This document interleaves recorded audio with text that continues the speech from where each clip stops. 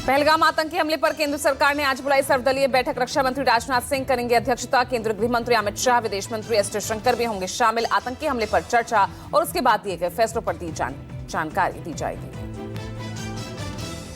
पहलगाम हमले को लेकर आज कांग्रेस वर्किंग कमेटी की बैठक। सुबह 10 बजे होने वाली बैठक की पार्टी अध्यक्ष मल्लिकार्जुन खड़गे अध्यक्षता करेंगे। लोकसभा में नेता प्रतिपक्ष राहुल गांधी होंगे बैठक में शामिल। राहुल गांधी ने बीच में छोड़ा अमेरिका दौरा, नई दिल्ली के लिए रवाना हुए। पार्टी नेता जयराम रमेश ने एक्स पर पोस्ट कर दी जानकारी। 10:30 बजे होने वाली बैठक में राहुल गांधी होंगे शामिल। मुख्यमंत्री उमर अब्दुल्ला ने भी पहलगाम आतंकी हमले को लेकर बुलाई सर्वदलीय बैठक। श्रीनगर के SKICC में दोपहर 3 बजे बैठक। उमर अब कैबिनेट ने उपराज्यपाल मनोज सिन्हा से कर सकते हैं विशेष सत्र बुलाने की मांग। पहलगाम हमले के बाद भारत के फैसलों से पाकिस्तान में तनाव। पाकिस्तानी PM शहबाज शरीफ ने आज बुलाई राष्ट्रीय सुरक्षा समिति की बैठक। उप प्रधानमंत्री विदेश मंत्री इशराक डार ने इस्लामाबाद में होने वाली बैठक में जानकारी दी है। पहलगाम हमले के बाद सर्जिकल स्ट्राइक का पाकिस्तान को सता रहा डर। पाक रक्षा मंत्री ख्वाजा आसिफ ने कहा, सिंधु जल संधि स्थगित करने उच्चायोग कर्मचारियों की कमी का हम माकूल जवाब देंगे। पाकिस्तान ने पहलगाम आतंकी हमले से पल्ला झाड़ा। रक्षा मंत्री ख्वाजा आसिफ ने कहा, आतंकवाद के किसी भी रूप का हम पुरजोर मुखालफत करते हैं। पहलगाम हमले से हमारा कोई लेना देना नहीं। PM नरेंद्र मोदी की अध्यक्षता में हुई सुरक्षा संबंधी कैबिनेट की मीटिंग में पाकिस्तान को मुंहतोड़ जवाब देने पर लगी मुहर। CCS की बैठक में लिए गए फैसलों की जानकारी विदेश सचिव विक्रम मिस्री ने प्रेस कॉन्फ्रेंस में दी।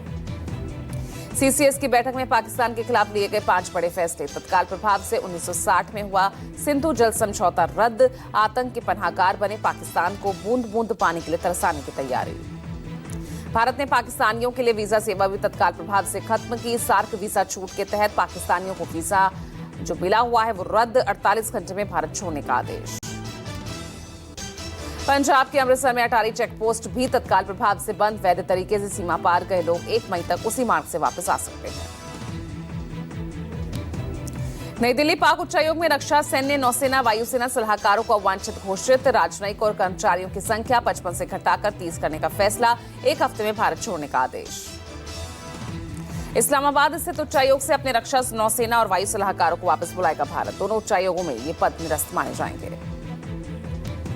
पहलगाम आतंकी हमले के बाद सऊदी अरब दौरे बीच में खत्म कर स्वदेश लौटे। PM मोदी ने बुधवार सुबह एयरपोर्ट पर पहली मीटिंग ली।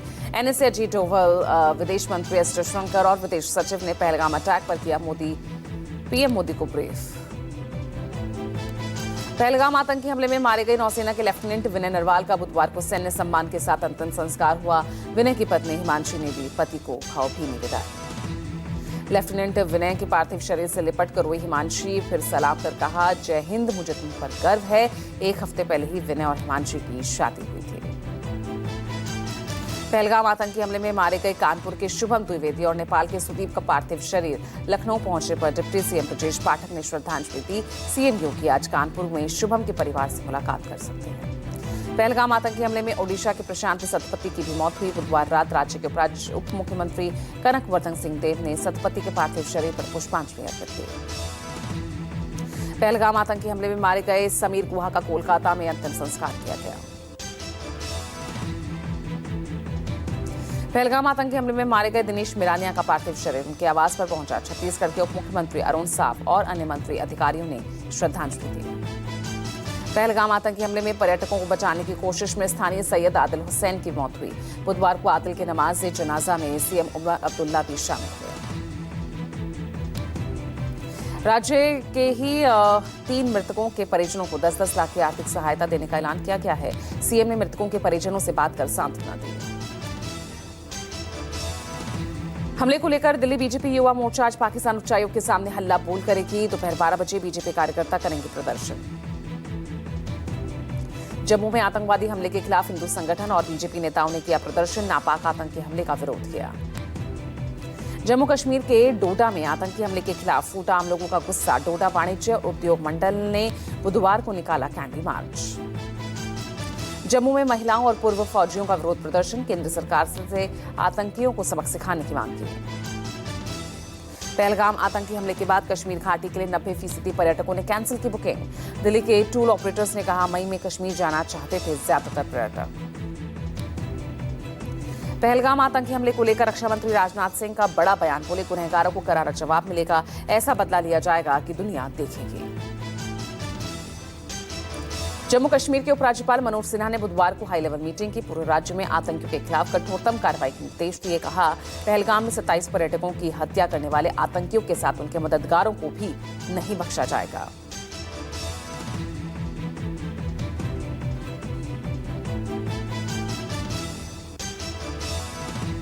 पाकिस्तान के साथ 1960 में हुए सिंधु जल समझौते को तत्काल रद्द किए जाने के फैसले का केंद्रीय जल शक्ति मंत्री सीआर पाटिल ने समर्थन किया। कहा, सीसीएस की बैठक में लिया गया फैसला एक कारगर कदम साबित होगा। कांग्रेस अध्यक्ष मल्लिकार्जुन खड़गे ने पहलगाम आतंकी हमले पर गहरा दुख जताते हुए सरकार से कड़ी कार्रवाई की अपील की। पहलगाम हमले पर एआईएमआईएम सांसद असदुद्दीन ओवैसी का बयान, कहा, दहशतगर्दों को सबक सिखाएगी सरकार। पहलगाम अटैक पर बोले वरिष्ठ अधिवक्ता कपिल सिब्बल, कहा, जिम्मेदार लोगों पर अंतर्राष्ट्रीय न्यायालय में मुकदमा चलाया जाना चाहिए। पाकिस्तान को आतंकवादी देश घोषित करे, अंतर्राष्ट्रीय अपराध न्यायालय में जाए। पहलगाम आतंकी हमले में पर बीजेपी नेता रविंद्र रैना ने कहा, पहलगाम में कायरतापूर्ण हमला असहनीय, इंसानियत का कत्ल है, कश्मीर को लहूलुहान किया गया। जम्मू कश्मीर के पूर्व डीजीपी शेषपाल वैद ने कहा, यह भारत के लिए पुलवामा 2 हमला है, ये महज संयोग नहीं। 2 दिन पहले असीम मुनीर ने बेतुकी बातें कही और फिर हमला किया। मौलाना खालिद रशीद ने कहा, आतंकी घटना में मासूम और बेगुनाह लोग मारे गए, सरकार से मांग करते हैं दोषियों को सख्त से सख्त सजा दे। पहलगाम आतंकी हमले को लेकर पाकिस्तानी सेना प्रमुख जनरल आसिम मुनीर अपने देश में ही घिर गए हैं। लोगों से कुछ दिन पहले उनके कश्मीर और हिंदुओं पर दिए बेहद भड़काऊ बयान को लेकर आड़े हाथों ले रहे। पाकिस्तानी सोशल मीडिया यूजर्स के निशाने पर आए मुनीर को एक यूजर ने कहा, अब देखते हैं कि भारत की प्रतिक्रिया होने पर इनका जोश कितना रहता है। एक यूजर ने कहा कि सेना का अनुवादित भाषण उम्मीद से ज्यादा गलत और खतरनाक निकला। पाकिस्तान सेना प्रमुख जनरल मुनीर ने 5 दिन पहले इस्लामाबाद में एक कार्यक्रम के दौरान कश्मीर को अपनी गर्दन का कीनस बताया। साथ ही पाक पीएम शहबाज शरीफ की मौजूदगी में हिंदुओं को लेकर भी बेहुदा बयान दिया था। अनंतनाग पुलिस ने पहलगाम आतंकी हमले में शामिल आतंकियों पर इनाम घोषित किए। पुलिस ने आतंकियों की खबर देने वालों को 20 लाख रुपए का इनाम घोषित किया। जम्मू कश्मीर के पहलगाम आतंकी हमले के 3 संदिग्धों के स्केच जारी। एनआईए की फॉरेंसिक टीम ने पीड़ित और चश्मदीदों से बातचीत के बाद तैयार किया स्केच। पहलगाम नरसंहार को अंजाम देने वाले में 2 स्थानीय और 2 पाकिस्तानी आतंकियों के शामिल होने की आशंका। पाकिस्तानी आतंकी पश्तो भाषा में बात कर रहे थे। स्थानीय आतंकी की पहचान आदिल अहमद ठाकुर और आसिफ शेख के रूप में हुई। आदिल ठाकुर लश्कर तैयबा से जुड़ा है और गुरी बिजबेहा का रहने वाला है, जबकि आसिफ जैश का आतंकी है और वो त्राल के मुंगामा मीर मोहल्ला का रहने वाला है। पहलगाम आतंकी हमले में बड़ा खुलासा। सूत्रों के मुताबिक रावलकोट में रची गई आतंकी हमले की साजिश। हाफिज का करीबी सैफुल्ला हमले का मास्टरमाइंड। आतंकियों ने हैवानियत की सारी हदों को पार किया। पत्नी की आंखों के सामने आतंकियों ने पति को गोली मारी। आईबी अफसर की सेना की वर्दी में पहनकर आए दरिंदों ने बच्चों और पत्नी के सामने गोली मारी। लोगों ने सेना की वर्दी पहनने वाले दहशतगर्दों को सैन्य कर्मी समझा। पहलगाम हमले में असम यूनिवर्सिटी के प्रोफेसर देवाशीष भट्टाचार्य बाल बाल बच गए। देवाशीष ने बताया कि जोर जोर से इस्लामिक कलमा पढ़ने की वजह से आतंकियों ने उन्हें गोली मारी नहीं। जम्मू कश्मीर सरकार का मुआवजे का ऐलान। मृतकों के परिजनों को 10-10 लाख रुपए के मुआवजे का ऐलान। हमले में गंभीर रूप से घायलों को 2-2 लाख की मदद। पहलगाम आतंकी हमले के बाद आतंकियों की तलाश सरगर्मी से जारी है। उरी सेक्टर में घुसपैठ की कोशिश कर रहे 2 आतंकियों ने सुरक्षा बलों ने उनको मार गिराया है। मारे गए आतंकियों के पास से भारी मात्रा में हथियार, चॉकलेट, दवाइयां बरामद हुई। कुलगाम के तगमर्ग में बुधवार को आतंकियों और सुरक्षा बलों के बीच मुठभेड़ हुई। इलाके में आतंकियों के छिपे होने की सूचना पर सेना ने चलाया था सर्च ऑपरेशन। एक बार फिर दहशतगर्दों की गोलियों से थर्राई कश्मीर की वादियां। पहलगाम आतंकी हमले में 27 लोगों की जान गई, दर्जनों जख्मी। आतंकी हमले को लेकर एक्शन में केंद्र सरकार। पहलगाम पहुंचे गृह मंत्री अमित शाह ग्राउंड जीरो पर कर रहे हैं स्थिति की समीक्षा। आर्म्ड पुलिस अस्पताल पहुंचे अमित शाह। आतंकी हमले में मारे गए लोगों को अमित शाह ने श्रद्धांजलि दी। तीनों सेनाओं के प्रमुखों ने कश्मीर घाटी में मौजूदा सुरक्षा स्थिति के बारे में जानकारी दी। एनएसएस, सीटीएस और रक्षा मंत्री कर रहे हाई लेवल मीटिंग। मीटिंग में रक्षा मंत्री राजनाथ सिंह, सीडीएस अनिल चौहान और एनएसए अजीत डोवल शामिल। रक्षा सूत्रों के मुताबिक शीर्ष अधिकारियों को प्रभावित क्षेत्रों में तत्काल रवाना किया गया। आतंकवाद विरोधी अभियानों को और तेज करने के निर्देश। हमले की जगह के आसपास के इलाकों में अतिरिक्त सैनिकों की तैनाती की गई है।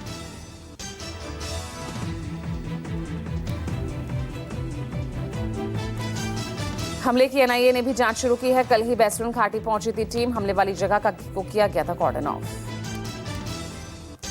फॉरेंसिक के साथ साथ कई एजेंसीज ने भी घटनास्थल का जायजा लिया। Army, CRPF, SOG, Jammu police ने पूरे इलाके को घेरा। पहलगाम हमले के बाद आतंकियों की तलाश में सर्च ऑपरेशन जारी। हेलीकॉप्टर, ड्रोन का इस्तेमाल कर आतंकियों की तलाश की जा रही। पहलगाम हमले पर सुप्रीम कोर्ट में पीआईएल दाखिल। पर्यटकों की सुरक्षा के लिए कदम उठाए जाने की मांग रखी गई। अमरनाथ यात्रियों की सुरक्षा की भी मांग। प्रधानमंत्री नरेंद्र मोदी का आज बिहार दौरा। मधुबनी में पंचायती राज दिवस पर आयोजित कार्यक्रम को करेंगे संबोधित। बिहार चुनाव को लेकर सीएम फेस के आधिकारिक ऐलान की भी अटकलें। बिहार को पहली ट्रेन नमो भारत ट्रेन मिलेगी। इसकी सौगात आज पीएम मोदी देंगे। पटना से जयनगर जाने वाली एसी चेयर कार ट्रेन को दिखाएंगे हरी झंडी। बिहार के लगभग 8 लाख लोगों को प्रधानमंत्री मोदी देंगे पीएम आवास योजना की किश्त।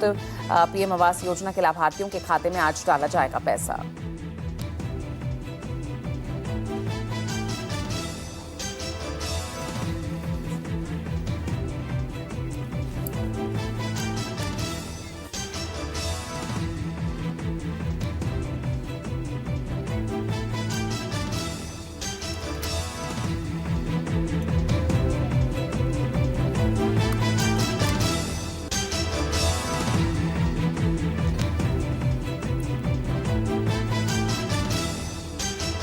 पटना में आज महागठबंधन की बैठक। सीट शेयरिंग सहित तमाम मुद्दों पर होगी चर्चा।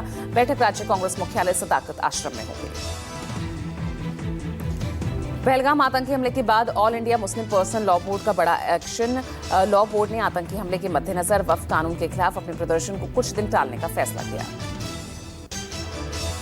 दिल्ली की पटियाला हाउस कोर्ट आज मुंबई हमले के गुनहगार तहव्वुर राणा को लेकर सुना सकता है अहम फैसला। तहव्वुर ने पाकिस्तान में अपने परिजनों से फोन पर बात करने की इजाजत मांगी है, जबकि एनआईए ने तहव्वुर की याचिका का विरोध किया। एक्टर ललित मनचंदा ने किया सुसाइड। पंखे से लटका मिला शव। आर्थिक तंगी से तंग आकर अपनी जान दे दी। वहीं ब्राह्मण समाज को जिस तरह से अनुराग कश्यप ने बुरा बोला, अनुराग कश्यप ने माफी मांगी। कहा अपनी मर्यादा भूल गया, भविष्य में ऐसी गलती नहीं करूंगा। उदयपुर के युवक केसरी 2 में गाए इमोशनल सॉन्ग। कहा मुंबई में सफलता पाना मुश्किल नहीं, बस पूरी लगन के साथ काम करना जरूरी। इरफान खान के बेटे आदिल का बयान और कहा मौत का इस्तेमाल कर करियर नहीं बनाया। आरोप लगने पर बोले बाबिल, कहा अगर ऐसा होता तो आज स्ट्रगल नहीं करता। ऑस्कर विनर एमएम किरवानी पर सिंगर ने आरोप लगाए। बोले रियलिटी शो में किया शोषण और पक्षपात। मेकर्स कम कपड़े पहनने का दबाव बनाते हैं। आईएमएफ ने भारत की जीडीपी ग्रोथ का अनुमान 0.30% घटाया। वित्त वर्ष 2025-26 के लिए 6.2 किया गया। चीन ने दुनिया का पहला 10G ब्रॉडबैंड नेटवर्क लॉन्च किया। भारत से 100 गुना तेज 20 सेकंड में डाउनलोड होगी 20 GB साइज की 4K मूवी। फाइनेंशियल ईयर 2025 की चौथी तिमाही में HCL टेक का मुनाफा 7.85% बढ़ा। रेवेन्यू 30,246 करोड़ रहा। प्रति शेयर 18 रुपए का डिविडेंड देगी कंपनी। एंथर एनर्जी ने सेबी के पास फिर ड्राफ्ट पेपर्स फाइल किए। आईपीओ में 2,626 करोड़ रुपए के नए शेयर जारी होंगे। 28 से 30 अप्रैल के बीच ओपन होगा। महाराष्ट्र में ओला के 121 स्टोर्स बंद होंगे। ट्रेड सर्टिफिकेट नहीं होने के चलते ट्रांसपोर्ट विभाग की कार्रवाई। पिछले महीने 32 स्टोर्स पर हुई थी रेड। अमेरिकी उपराष्ट्रपति ने कहा भारत में मेरी पत्नी मुझसे बड़ी सेलिब्रिटी। 4 दिवसीय दौरे पर भारत आए अमेरिका के उपराष्ट्रपति जेडी वेंस। कनाडा में पहली बार 4 गुजराती चुनावी मैदान में। कहा कनाडा में हिंदुओं के खिलाफ साजिश हो रही। देश भर में मंदी में चला जाएगा देश। पब्लिक इंफ्रास्ट्रक्चर पर हमला नहीं करने के लिए जेलेंस्की से बात करने की तैयारी में पुतिन।